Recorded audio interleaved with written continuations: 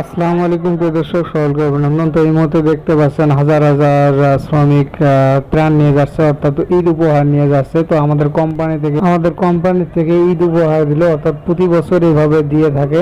বিশেষ করে আমাদের কোম্পানির মালিক এমডি স্যার তো খুব ভালো একজন মনের মানুষ। তো সবাই তার জন্য দোয়া করবেন, মন ভরে দোয়া করবেন, যাতে আমাদের এমডি স্যার ভালো থাকে এবং তার প্রতিষ্ঠানগুলো, গার্মেন্টসগুলো আরও উন্নতর দিকে এগিয়ে যায়। আমাদের গার্মেন্টসের এমডি স্যার, অর্থাৎ এই কোম্পানির মালিক, এত সুন্দর একজন মনের মানুষ, আপনাদের বলে বোঝাতে পারবো না।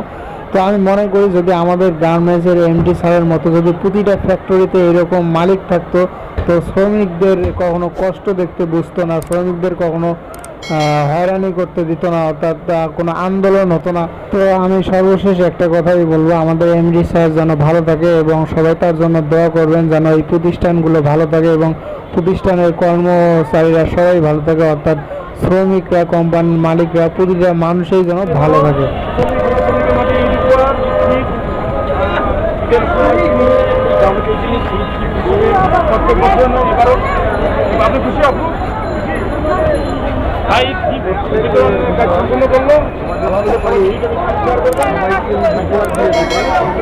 সবাই ঈদ উপহার নিয়ে